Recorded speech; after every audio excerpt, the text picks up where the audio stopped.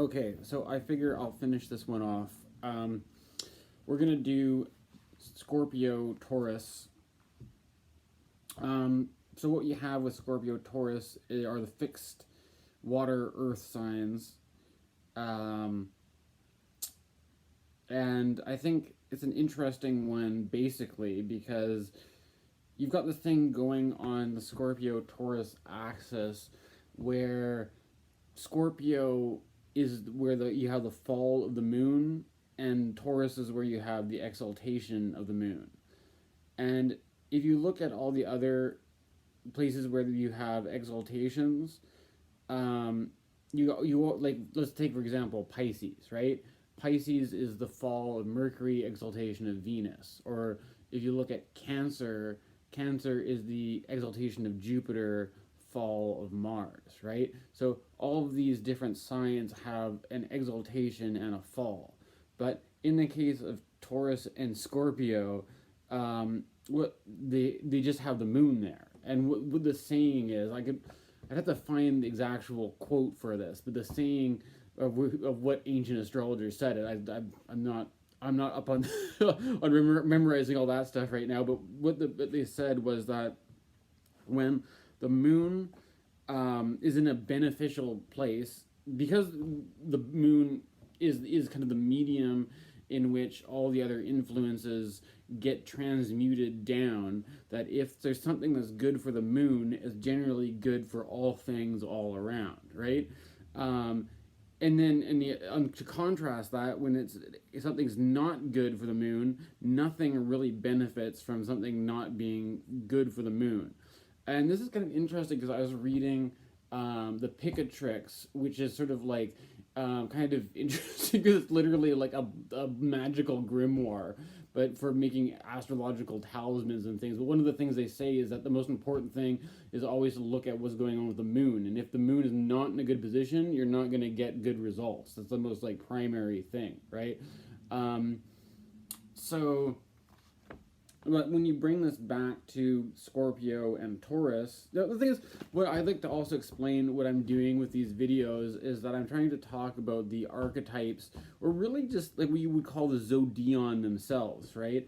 And most pop astrology, we're so used to personality astrology that it always turns into like, is a Scorpio compatible with a Taurus? What's a Scorpio person like? What's a Taurus person like? Well, I'm not talking about Scorpio people here, and I'm not talking about Taurus people here. I'm talking about the zodion, right? This is a different thing. And so, but this basically casts, if you're looking for the meaning of Scorpio and Taurus, I would say if the moon kind of represents fortune, right? Like whether you're lucky or something like that, Taurus represents good luck, Scorpio represents bad luck. The moon is things going well, Scorpio is things not going well, okay? And I think there's something about this where you see, you could see with the seasonal qualities, right? So if Taurus is the fixed springtime, again, that's rising up towards, Taurus is moving to more and more daylight, right? And Scorpio is moving towards more and more darkness, right?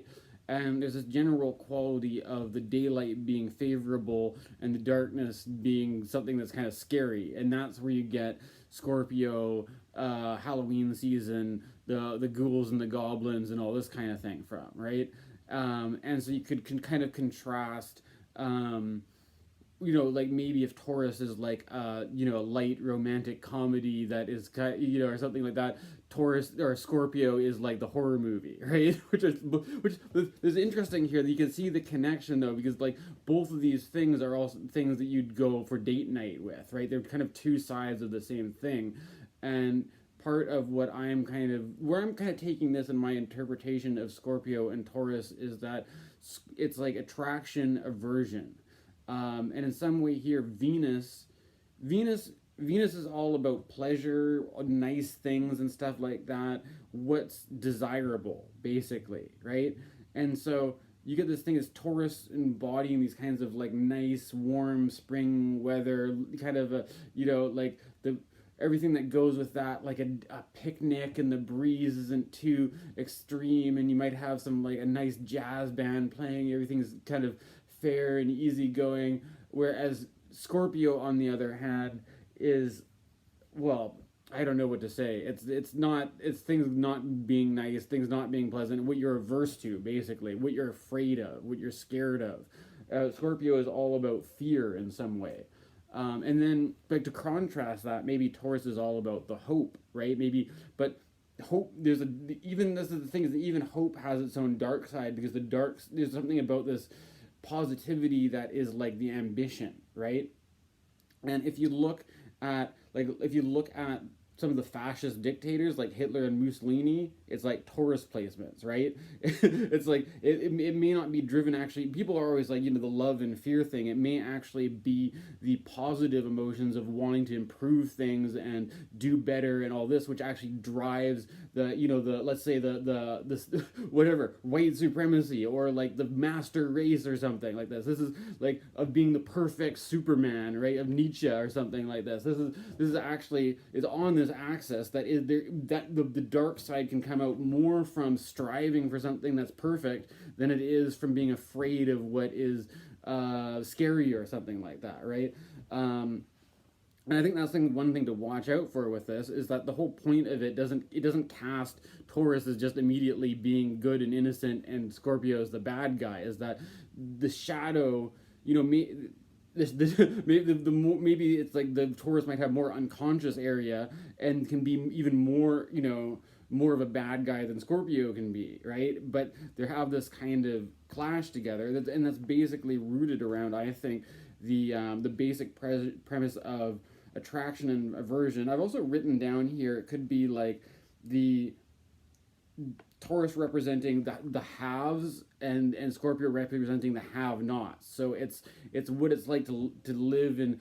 If you look at the Empress card, and I was thinking, I don't know if I mentioned this, my mind's kind of going a million places, but the Empress card in tarot is associated with Taurus. And you can see in Rider-Waite-Smith deck, the symbol of Venus is prominently displayed. In certain tarot decks, I've seen it actually, the Empress is there hanging out with a bowl in some illustrations, just to sort of drive the Taurus thing home more. There's something about the Empress card being, she almost is wearing like a maternity gown in the Rider-Waite-Smith card. And there's something about being kind of like pregnant, and maybe like, it's as the light increases, it could be like the gradually later stages of pregnancy and the process of birthing something, right? With Scorpio, so we got Empress tarot card. What's Scorpio's major arcana? Death, right? So you've got birth on one hand, death on the other hand, right? So this is so what we're doing though is we're understanding the archetypes. This is a bit kind of extreme to apply this to personality styles, right? But at the moment, I find this to be, I don't know, it's kind of more of a deeper dive in what's underlying the framework, right? And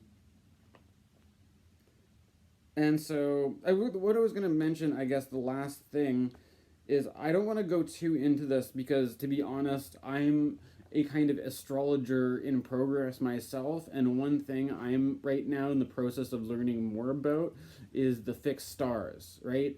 And so I'm just kind of learning this myself, and I think the fixed stars are, I'm not at the point of expertise to really expound on that. I'm a student myself, but with the constellations of Taurus and Scorpio, this isn't, because of the kind of the drift that happens with the precession of equinoxes, this matches up to 9 degrees of Sagittarius and 9 degrees of Gemini, is that you have the two fixed stars, which are Antares, the heart of the scorpion, and if I get the name right, it's Aldebaran, the eye of the bull, right? And so these are two really bright fixed stars, which are known as like the Persian royal stars, I think, that they're like the the stars which are representing, because they're polar opposites, the cardinal directions, right?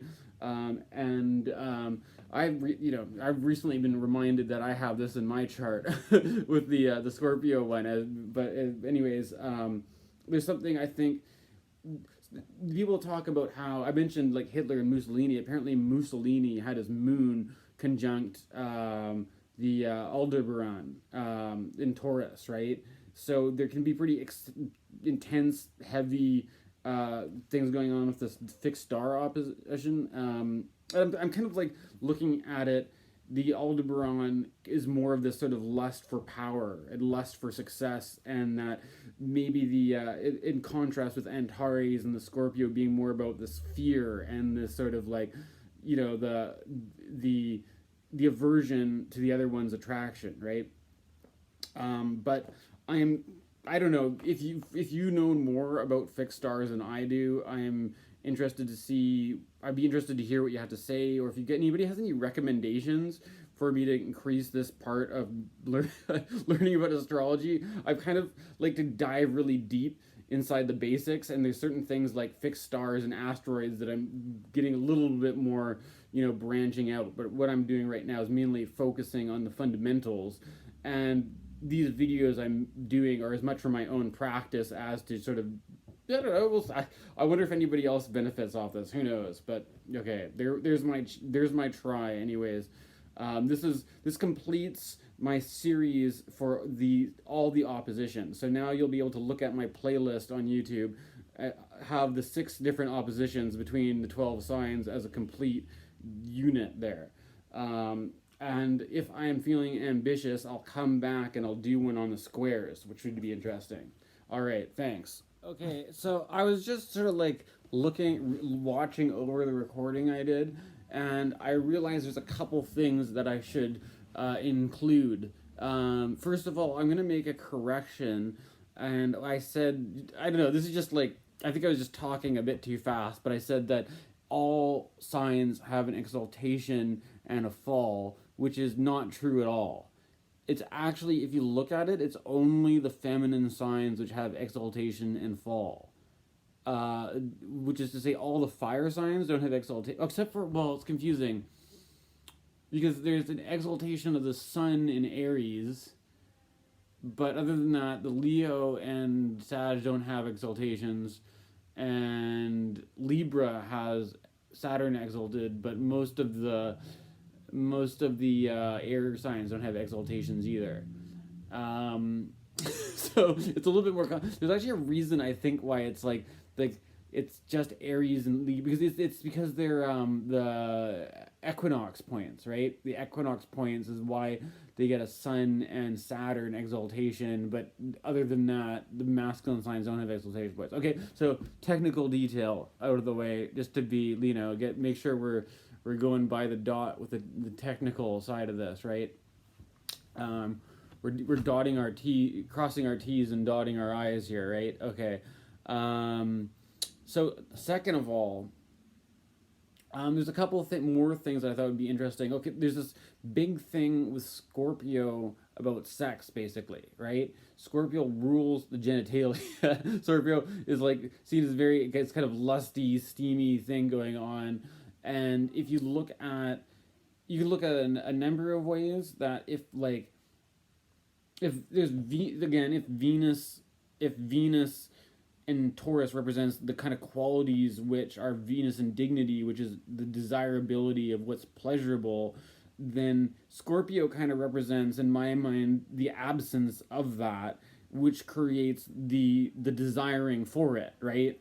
And that creates you've got all sorts of problematic dynamics that could happen in the opposition to that, obviously, of whatever unwanted pursuits of attention and things like that, or whatever, the people being tortured by desire and all this kind of stuff. Like, this is part of why Scorpio is not really a good time. And another thing, what I was thinking is that you could talk about this in terms of how, if you look at how Scorpio in the tarot is associated with the Death card, and the Empress is associated with Venus, or Empress is associated with Taurus, and the Empress is Empress birth, and then as I was saying, the woman in her kind of pregnancy kind of thing, and the full Venus kind of stuff. Um, that is in a way the whole thing about the death is it's like how does life survive death through reproduction, right? That it's like there's something that's linked in with the deepest instinctual drives of could be the fear of death. It also links in with our reproductive drives, which is the biological impulse to keep life going, right? And with Scorpio is really kind of a confrontation of these deeper things that are kind of like, it's more of the animalistic kind of thing, right? And then you can kind of see how that leads into the centaur, which is a kind of an integration of the man and the animal in a way. But so that's kind of like, so there's some of the Scorpio Taurus sexual things. I mean, you could also kind of see it as if it's Scorpio is the sort of like, I don't know. You could be could be that like that. I don't know. You could see how they're connected, anyways, right? I hope so. I hope I'm illustrating that all right. The other thing about it that I thought was interesting is that as I'm doing these videos, I'm starting to notice patterns that I may have not even thought about before I started doing them, which is part of why I'm doing this. One of the things that I noticed, right? So I did a talk. I was trying to do the Aries and Libra video, and I was noticing that the exaltation of Saturn and the Sun, it was like, this sounds very similar to what I was going to say for Leo and Aquarius, and there's almost a kind of an echoing of the theme there, right? And so I started thinking, like, okay, so that's like, you can see an echoing of the theme from one air fire opposition to another. So maybe there's an echoing of a theme between the water earth ones, right? So I started thinking, so okay, you got fixed Leo, fixed Aquarius to cardinal Aries and Libra, right? There's a sort of a echo there in a way. Well, what if you do the same thing with water and earth, right? So you've got Cancer and Capricorn, right? So there's the conversation I was having about that, and then okay, so one of the things that came up in that conversation, or that the video that I made about Cancer and Capricorn, was that there's some sort of fear that's there with Capricorn, right? And that is sort of like, you've got the idea of the devil card, right, in tarot. You've got like the goat horned one. You've got the kind of like, if Cancer, I was talking about, if Cancer is the nest, then Capricorn is kind of like the frontier, or the wild territory where you're not as safe and as protected as in the nest and all this kind of thing. And that part of that fear survival thing going on is kind of like the devil, the animalistic impulses, right? So now it's kind of interesting that you can see in a way how well, anyways, you got the same thing going on with Scorpio and Venus in a way, but now instead of the earth sign representing what's sort of scary or something, it's now the water sign of what's scary. You know what I'm trying to say? And so if you look at, well, what's the scary thing tying in with? Well, you've got Saturn, the greater malefic, as the ruler for Capricorn, and then you've got Mars, the lesser malefic, as the traditional ruler for Scorpio, right? So in a way, it's sort of like, you could say that like Capricorn is the big devil and Scorpio is the little devil in a way, right? And that there's two different, these are the kind of the spots that represent kind of like the scary parts of the zodiac, right? And or whatever you want to say, like, demonic or whatever, right? Like, bring out all the so I just thought that was interesting, anyways. And so what I'm not trying to do here is, I'm not trying to say that like Scorpios and Capricorns are the devil. Although I don't know if you I'm gonna be interested to see what if any Scorpios and Capricorns are watching this, what they make of it. I'm not trying to compare it to you guys are evil and that you guys are the devil, but rather that these are kind of like the underlying, this is where the dark stuff comes from. This is, this is where you can kind of trace the meanings from through the system of astrology, right? I thought I'd just throw that one in there.